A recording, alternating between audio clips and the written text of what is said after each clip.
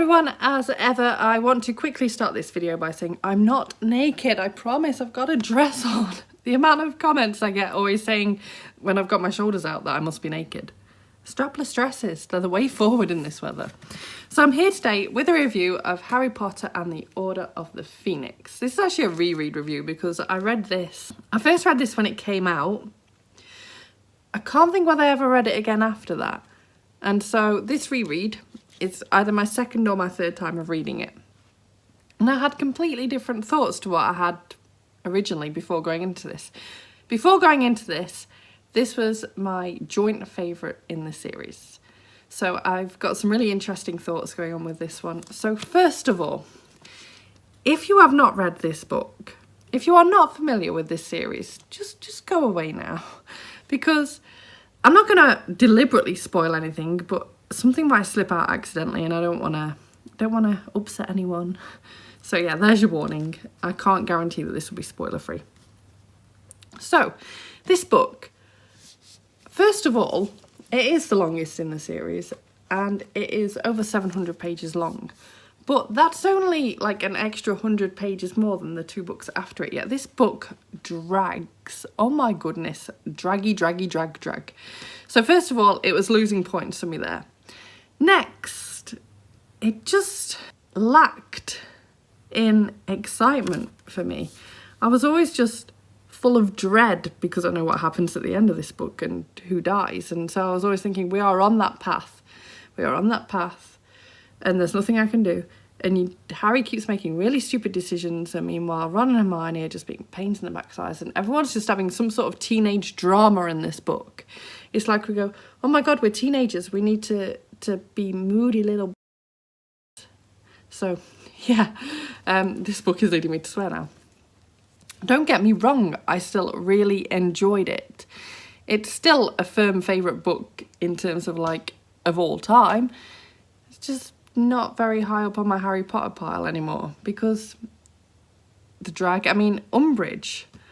The first time I read this, Umbridge was some sort of kind of novelty for me. So she was annoying, but I didn't mind so much because I was excited on where it was going to go, how things were going to get resolved. Whereas this time I knew how it was going to get resolved and I was like, can we just get rid of her yet? Can we just get rid of her yet? Like, she's such a horrible character. And also, I feel like I've loved this one in the past because of occlumpse, I can't say the word, occlumpse, I give up. Those lessons that Snape gives him, I feel like in my head there was more to them than this. And so in my head I was like, oh yes, we get to spend lots of time with Snape, and oh yes, we get to learn lots about Snape. We do get that little bit of insight into Snape and his history and Harry's parents' history and everything. So we do get that, but in my head there was more. I must have been getting parts of this book mixed up with parts of future books, I think. And that just made me really sad because I was like, well, I thought we were getting more than this. Like, Snape is one of my favourite characters and you get quite a bit of him in here, but not as much as what my head had made me think I'd got. So I think I'd overhyped this far too much in my head as well while we're at it.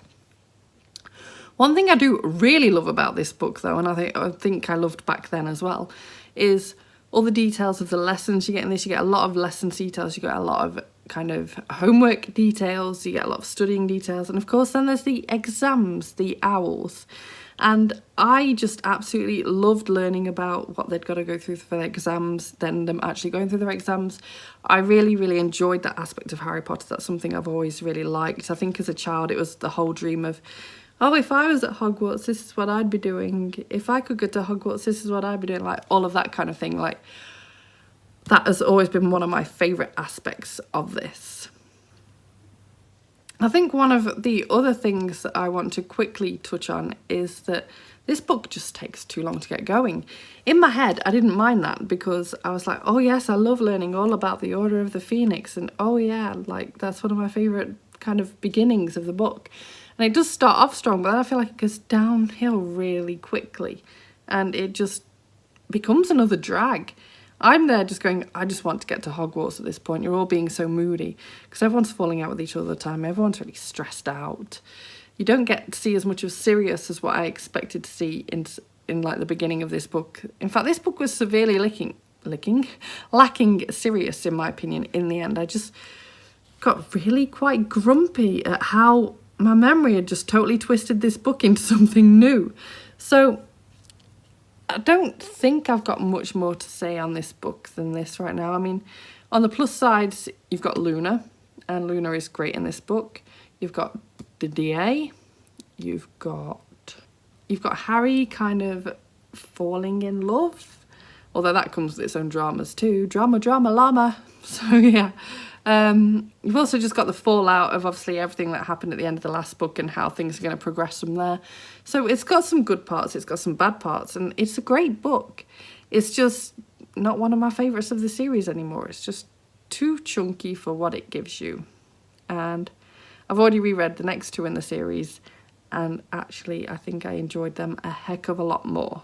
So quantity is not always quality. I think that's all I've got to say. I probably forgot something really crucial that I wanted to say, and if so, I'm terribly sorry. I'll try and write it in a Goodreads review instead. Let me know if you've reread this recently. I know a lot of people have been rereading Harry Potter recently, and how this kind of has changed in your mind over time, if it has. I would love to kind of hear any of your thoughts, and yeah, just drop me a comment down below. But thank you so much for watching this review. If you liked it, please give it a thumbs up. Subscribe by clicking the image of me if you want to see more book reviews and other bookish content from me, and I will see you soon. Bye bye.